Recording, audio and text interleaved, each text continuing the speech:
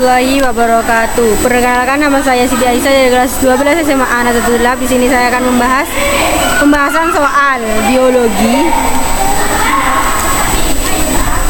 Respirasi adalah proses yang terjadi ketika tubuh mendapatkan oksigen dari udara dan mengeluarkan karbon dioksida keluar dari dalam tubuh.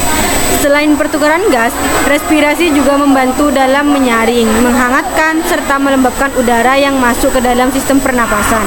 Adapun tujuan dari proses respirasi adalah untuk membantu sel-sel di dalam tubuh agar dapat memperoleh energi dalam bentuk adenosin trifosfat atau ATP dengan cara menggabungkan oksigen dan glukosa, serta melepaskan produk limbah berupa karbon dioksida dan uap air. Secara umum, proses respirasi pada manusia terjadi ketika tubuh mulai bernapas dengan cara menghirup udara melalui hidung atau inspirasi. Dalam proses tersebut, otot-otot diafragma akan meregang agar rongga dada mengembang guna memberikan ruang yang cukup saat oksigen masuk ke dalam tubuh. Lalu, oksigen akan masuk ke dalam tubuh melalui tenggorokan bagian belakang dan melewati laring. Setelah itu, oksigen akan masuk ke bagian kanan dan kiri paru-paru melalui trakea lalu menuju bronkus kanan dan kiri yang terbagi kembali ke dalam saluran yang berukuran lebih kecil atau bronkiolus dan kantung ulur darah atau alveolus. Saat oksigen masuk ke dalam alveoli, proses metabolisme ini kemudian akan terjadi melalui dua tahap, yaitu respirasi eksternal dan respirasi internal. Cara mengetahui kadar karbon dioksida di dalam tubuh.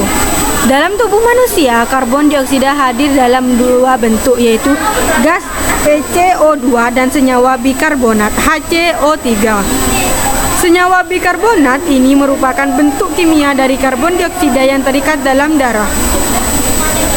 Hampir seluruh karbon dioksida dalam tubuh berada di dalam darah. Sehingga secara umum yang dilakukan untuk mengetahui kadar zat ini adalah dengan tes darah yang disebut analisis gas darah. Kadar karbon dioksida normal dalam tubuh adalah 23 sampai 29 mol per liter darah.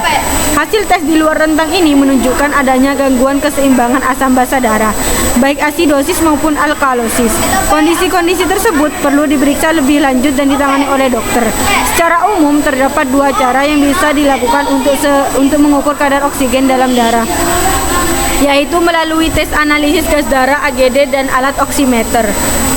Analisis gas darah AGD, arterial blood gas, atau tes analisis gas darah adalah prosedur pemeriksaan yang dilakukan dengan mengambil sampel darah dari pembuluh darah arteri. Prosedur pemeriksaan ini bertujuan untuk mengukur saturasi oksigen SA0O2, tekanan parsial oksigen PaO2, kadar bikarbonat HCO3, tekanan parsial karbon dioksida PaCO2, serta pH darah pada arteri. Alat oximeter merupakan alat yang dapat digunakan untuk mengukur saturasi oksigen secara praktis. Alat ini bekerja dengan cara mengirimkan sinar inframerah ke pembuluh darah kapiler untuk memperkirakan kadar oksigen di dalam darah. Kendati demikian, pengukuran saturasi oksigen dengan oximeter dinilai tidak terlalu akurat jika dibandingkan dengan AGD. Adapun toleransi kesalahan mengukur saturasi oksigen dengan oximeter adalah sebesar 2%. Artinya, nilai saturasi oksigen yang ditunjukkan dari pemeriksaan oximeter bisa 2% lebih rendah atau lebih tinggi dari nilai yang sebenarnya. Soal dan pembahasan.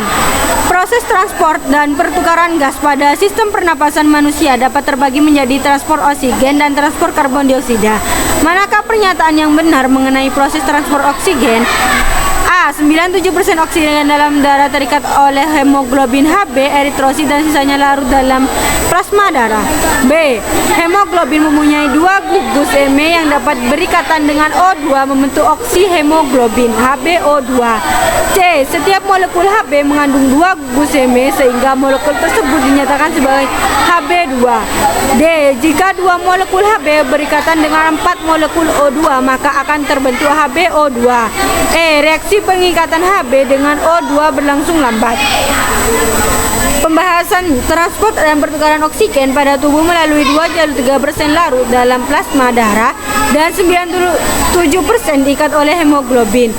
Hemoglobin tersusun atas globin apoprotein dengan 4 gugus hemoglobin dengan oksigen akan membentuk peksi hemoglobin HbO2 yang reaksinya berlangsung cepat. Jawaban nyata yang benar adalah A, yaitu 97% dalam darah terikat oleh hemoglobin eritrosit dan sisanya larut dalam plasma hemoglobin.